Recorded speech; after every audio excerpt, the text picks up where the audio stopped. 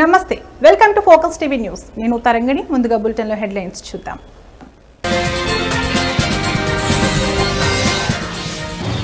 రేపు మోడీ అధ్యక్షతన కేబినెట్ భేటీ ఆపరేషన్ సింధూర్ తర్వాత తొలి సమావేశం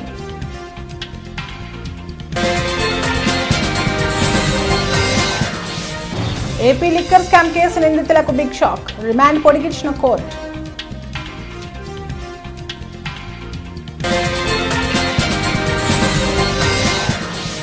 తుని కేసు విషయంలో ఏపీ ప్రభుత్వం కీలక ప్రకటన కేసును రీఓపెన్ చేసే ఉద్దేశం లేదన్న ప్రభుత్వం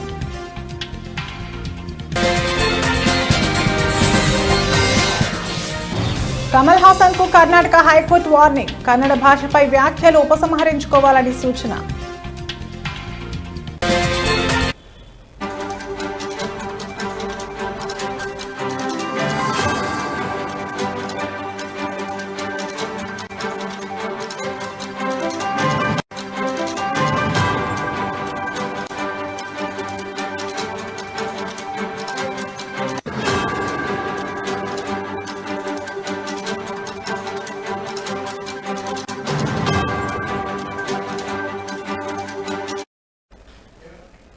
బ్రేకింగ్ న్యూస్ కేంద్ర మంత్రి మండలి సమావేశం రేపు జరగనుంది సుదీర్ఘ కాలం తర్వాత కేంద్ర మంత్రి మండలి సమావేశాన్ని ఏర్పాటు చేశారు సుష్మా స్వరాజ్ భవన్ లో ప్రధానమంత్రి నరేంద్ర మోదీ అధ్యక్షతన ఈ సమావేశం జరగనుంది ఎన్డీఏ ప్రభుత్వం 11 ఏళ్ల పాలనను పూర్తి చేసుకున్న నేపథ్యంలో కేంద్ర మంత్రి మండలి సమావేశాన్ని ఏర్పాటు చేసింది ఈ నెల 9వ తేదీతో ఎన్డీఏ ప్రభుత్వం మూడోసారి అధికారంలోకి వచ్చి సంవత్సర కాలం పూర్తవుతుండటంతో పాటు ఆపరేషన్ సింధూర్ నేపథ్యంలో జరుగుతున్న కేంద్ర మంత్రి మండలి సమావేశానికి ప్రాధాన్యం ఏర్పడింది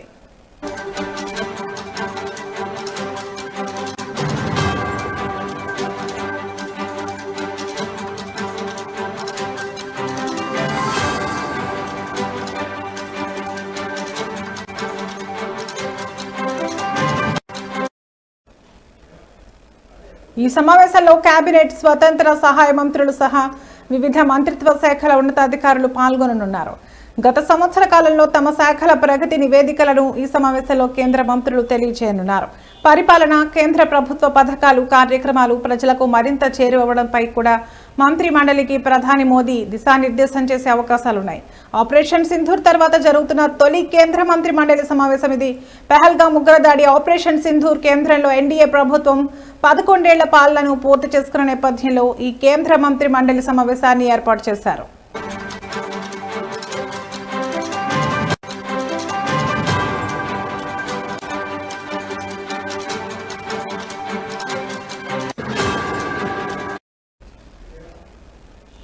కొత్తగా కేబినెట్ ఏర్పాటు చేసిన తర్వాత మొదట్లో ఒకసారి మాత్రమే నిర్వహించారు అందరికీ పరిచయ కార్యక్రమంలా ఈ సమావేశాన్ని ఏర్పాటు చేశారు తాజాగా ఇప్పుడు ఎన్డీఏ ప్రభుత్వం 11 ఏళ్ల పాలనను పూర్తి చేసుకున్న నేపథ్యంలో కేంద్ర మంత్రి మండలి సమావేశం జరుగుతోంది సహజంగా ప్రతి బుధవారం కేంద్ర మంత్రివర్గ సమావేశం జరుగుతుంది కానీ 4-5 నెలలకు ఒకసారి మాత్రం కేంద్ర మంత్రి మండలి సమావేశం జరుగుతుంది సుదీర్ఘకాలం తర్వాత జరుగుతున్న ఈ సమావేశానికి ప్రాధాన్యత సంతరించుకుంది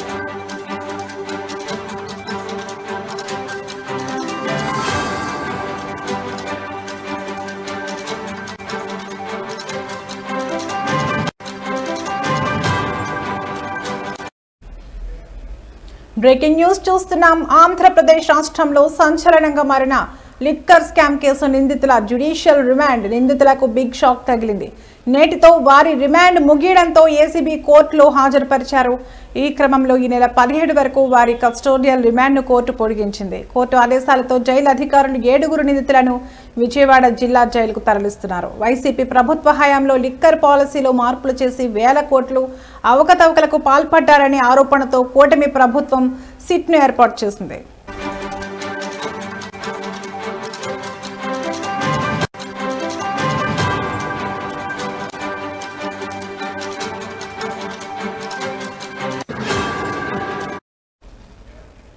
దీంతో విచారణ చేపట్టిన సిట్ అధికారులు ఈ కేసులో కసిరెడ్డి రాజశేఖర్ రెడ్డి, సజ్జల శ్రీధర్ రెడ్డి, చాణుక్య దిలీప్, బాలాజీ గోవిందప్ప, కృష్ణమోహన్ రెడ్డి, ధనుంజయ రెడ్డిలను అరెస్ట్ చేసింది.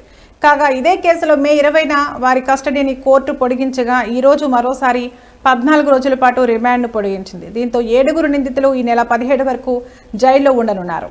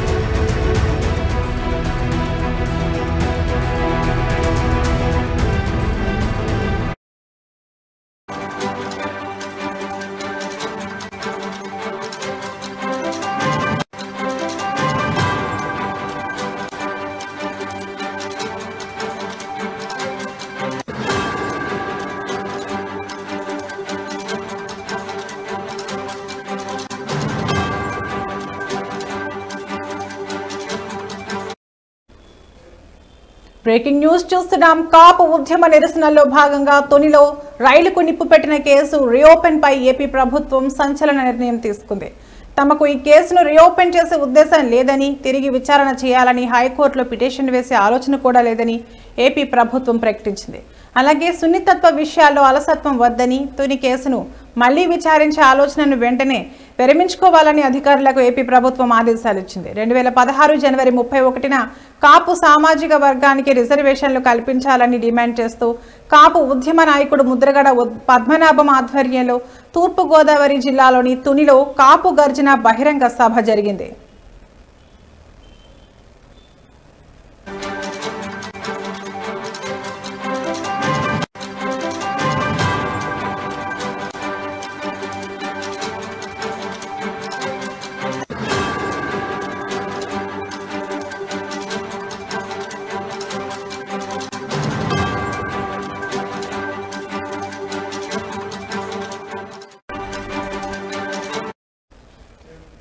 ఈ సందర్భంలో గుర్తు తెలియని వ్యక్తులు తుని రైల్వే స్టేషన్ సమీపంలో రత్నాచల్ ఎక్స్ప్రెస్ రైలును దగ్ధం చేశారు. ఈ ఘటన రాష్ట్ర వ్యాప్తంగా, దేశవ్యాప్తంగా సంచలనం సృష్టించింది. అయితే సుదీర్ఘ విచారణ అనంతరం ఈ కేసులను విజయవాడ రైల్వే కోర్టు కొట్టివేసింది. దీంతో కాపు ఉద్యమకారులపై ఉన్న కేసులను గత వైసీపీ ప్రభుత్వం కొట్టివేసింది. అయితే ఈ కేసులపై తాజాగా కూటమి ప్రభుత్వం దృష్టి పెట్టి వెంటనే ఈ కేసుపై హైకోర్టులో అప్పీల్ చేయాలని పీపీని ఆదేశించగా ఈ మేరకు హోంశాఖ ముఖ్య కార్యదర్శి విశ్వజిత్ ఉత్తర్వులు జారీ చేశారు. కాగా ఈ నిర్ణయంపై పెద్ద ఎత్తున వ్యతిరేకత రావడం సున్నితమైన అంశం కావడంతో కూటమి ప్రభుత్వం యూటర్న్ తీసుకున్నట్లు తెలుస్తోంది.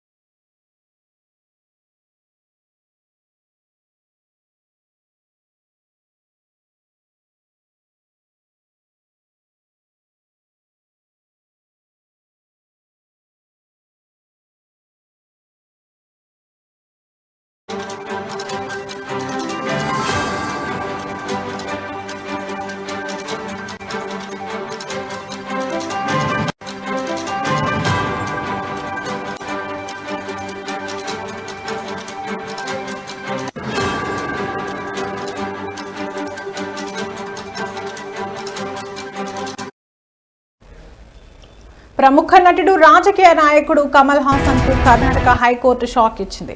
కన్నడ భాష తమిళం నుంచే పుట్టింది అంటూ ఆయన చేసిన వ్యాఖ్యలపై కోర్టు మండిపడింది.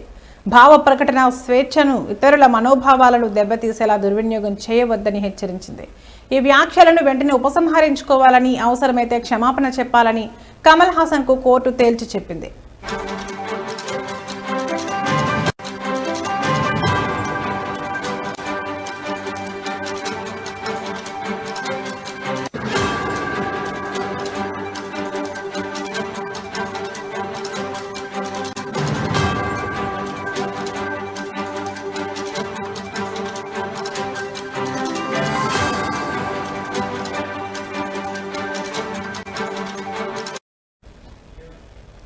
మీరు సామాన్యులు కారు, మీకు వాక్ స్వాతంత్రం ఉంది, కానీ ఇతరుల మనోభావాలను గాయపరిచే హక్కు లేదు. ప్రజల మనోభావాలను దెబ్బతీసేంతగా ప్రాథమిక హక్కును వినియోగించుకోలేరు. ఇప్పుడు మేము ఈ విషయాన్ని మీకే వదిలేస్తున్నాం. మీ వ్యాఖ్యలతో ఎవరైనా బాధపడి ఉంటే క్షమాపణ చెప్పండి అని కోర్టు పేర్కొంది. కమల్ హాసన్ కొత్త సినిమా థగ్ లైఫ్ గురువారం విడుదల కానున్న నేపథ్యంలో కర్ణాటక నుంచి కోట్ల రూపాయల ఆదాయం రావచ్చు, కానీ కన్నడ ప్రజలు వద్దనుకుంటే ఆ ఆదాయాన్ని వదులుకోవాల్సి ఉంటుంది అని కోర్టు వ్యాఖ్యానించింది.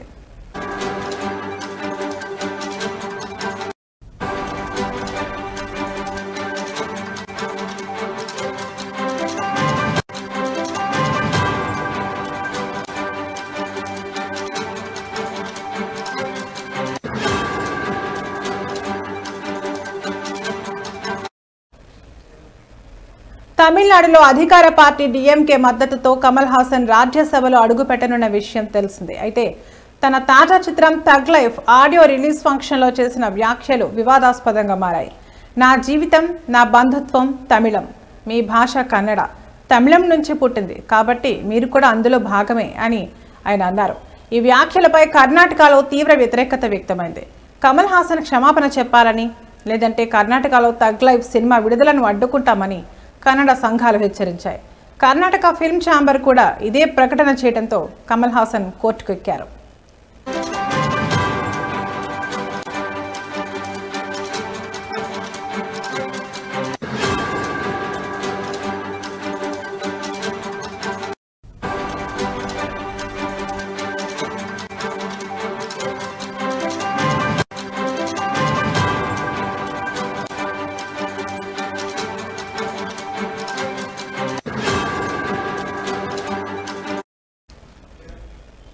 కాగా Kamal Haasan cinema tug life విడుదలను కర్ణాటకలో అడ్డుకోవద్దని కోరుతూ దాఖలైన పిటిషన్పై కోర్టు విచారణ జరిపింది. ఇప్పటికే Karnataka film chamber of commerce KFCC సోమవారం ఈ సినిమా ప్రదర్శనను రాష్ట్రంలో నిషేధించింది.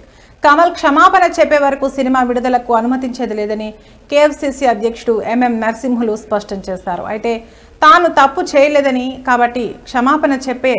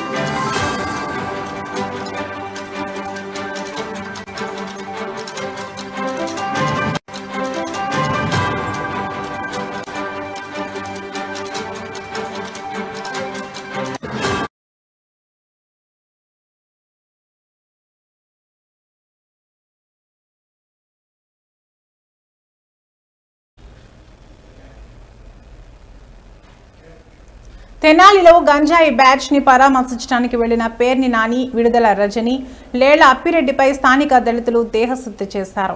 అసాంఘిక శక్తులకు సహకరించడం ఏంటని, వాళ్లు చేసిన అరాచకాలు చాలా ఉన్నాయని, వాటికి మీరు సహకరిస్తారా అంటూ అరుస్తూ వారికి దేహశుద్ధి చేశారు. వైసీపీ కార్యకర్తలు అడ్డుపడటంతో అక్కడి నుంచి పరారయ్యారు.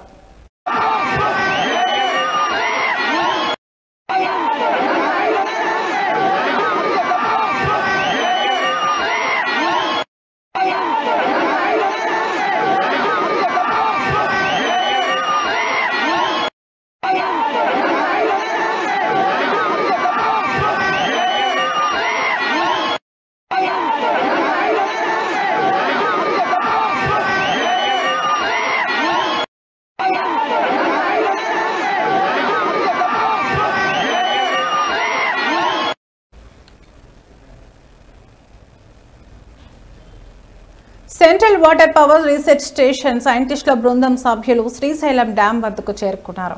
డ్యాం ప్లంజ్ పూల్ పై 3 రోజుల పాటు సర్వే చేయనున్నారు. గత నెల 20న వారు డ్యాం భద్రతకు సంబంధించి పలు అంశాలపై అధ్యయనం చేసిన విషయం తెలిసిందే. మరోసారి పూర్తి స్థాయిలో అధ్యయనం చేయనున్నారు. కాగా శ్రీశైలం జలాశయంలో దిగువన ఉన్న plunge pool concrete steel cylinder drums భారీ వరద కారణంగా దెబ్బతిన్నాయి. దీంతో భారీ గుంత ఏర్పడడంతో డ్యాం సేఫ్టీపై కొద్ది రోజులుగా ఆందోళనలు మొదలయ్యాయి.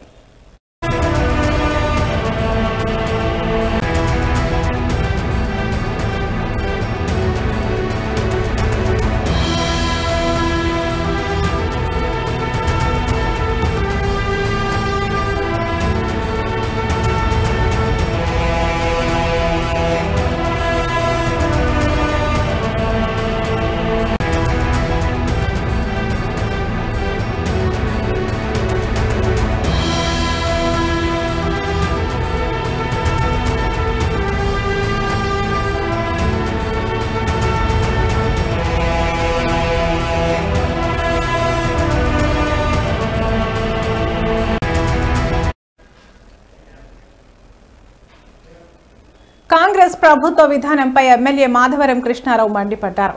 హైదరాబాద్ తన కార్యాలయంలో మాట్లాడుతూ కాంగ్రెస్ బీజేపీ పార్టీల ఫ్లెక్సీలను తొలగించని అధికారులు బీఆర్ఎస్ ఫ్లెక్సీలను ఎందుకు తొలగిస్తారని ప్రశ్నించారు. తెలంగాణ రాష్ట్ర సాధన కోసం ఉద్యమం చేసిన నాయకుడు మాజీ మంత్రి హరీష్ రావు పుట్టినరోజుకి ఫ్లెక్సీలు ఏర్పాటు చేస్తే తొలగిస్తారా? కేసీఆర్ పుట్టినరోజు, ఎమ్మెల్యే కృష్ణారావు జన్మదినం, బీఆర్ఎస్ రజోత్సవం కార్యక్రమానికి అవ్వకముందే చేసుకున్న ఫ్లెక్సీలు తీసేస్తారా అని ఆగ్రహం వ్యక్తం చేశారు. కాంగ్రెస్ పార్టీ ఎమ్మెల్యేలు వచ్చినా, బీజేపీకి సంబంధించిన ఎమ్మెల్యేలు, ఎంపీలు, మంత్రులు వచ్చినా బ్యానర్లు మాత్రం తీయటం లేదు. ఒక టీఆర్ఎస్ పార్టీ తెలంగాణ రాష్ట్రం తెచ్చినటువంటి గొప్ప నాయకుడు కేసీఆర్ గారు బర్త్డే నాడు బ్యానర్ కడితే 10 నిమిషాలు తీసి పడేశారు.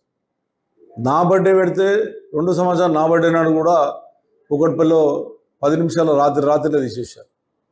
మరి ఇలా హరీష్ రావు గారి బర్త్డే ఇలా తెలంగాణ గురించి ఎంతో పోరాడినటువంటి వ్యక్తి, గొప్ప వ్యక్తి, అటువంటి వ్యక్తిది బర్త్డే అభిమానులు బ్యానర్లు కట్టుకుంటే ఇలా మొత్తం భవన్ కాండే కానీ హైదరాబాద్ నగర్లో ఉన్నటువంటి అభిమానులు కట్టినటువంటి బ్యానర్లను మరి ఈ రకంగా తీయడం అనే హైడ్రా కమిషన్ ఆలోచన చేసుకోవాలి. మీ చేతిలో అధికారం ఉందని చెప్పి అసెంబ్లీ దగ్గర ఎన్ని ఉంటాయి మీరు ఒకసారి చూసుకోండి. కాంగ్రెస్ పార్టీ కార్యాలయం దగ్గర ఎన్ని ఉంటాయో ఒకసారి చూసుకోండి. బీజేపీ కార్యాలయం దగ్గర ఎన్ని ఉంటాయో చూసుకోండి. మీరు చోటబాయ్ బడాబాయ్ ఏమో ఉంటాయి, మా ఏమో తీయడం అనేది ప్రజాస్వామ్యంలో మంచిది కాదు. హైడ్రా కమిషనర్ గారు మీరు ఒకసారి ఆలోచన చేయండి. ఇది చాలాసార్లు చెప్పి చూసాం మేము, ఇది మంచిది కాదు. అందరికి ఒక న్యాయం చేయాలి తప్ప మీరు ఒక పార్టీకి ఒక న్యాయం, ఒక పార్టీకి ఒక న్యాయం చేయడం అనేది దుర్మార్గమైన విషయం. ఇలా నిజంగా అటువంటి గొప్ప నాయకుని బ్యానర్లు దింపడం అనేది ఇది తెలంగాణ రాష్ట్రాన్ని అవమానించినట్టు. అందరికి ఒక న్యాయం ఉన్నప్పుడు మాకు ఆ న్యాయం చేయాలి తప్ప మా బ్యానర్లు చూస్తే 20 పనులు తీయడం.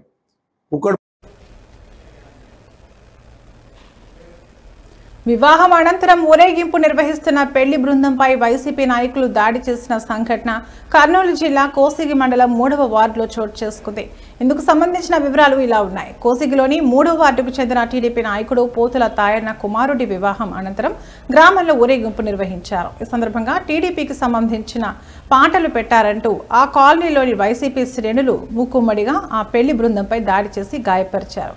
దీంతో బాధితులు పోతుల నరసమ్మ, పోతుల తాయన్న, పోతుల నాగరాజు ఫిర్యాదు మేరకు పోలీసులు కేసు నమోదు చేశారు. వైసీపీకి చెందిన పెండేకంటి లోకారెడ్డి, రాజశేఖర్, గోవిందు, శ్రీరాములతో పాటు మరికొంతమంది తమపై దాడి చేసి గాయపరిచారని, మహిళల మెడల్లోని మంగళసూత్రాలు, బంగారు చైన్లు లాగేసుకున్నారని వారు ఫిర్యాదులో పేర్కొన్నారు.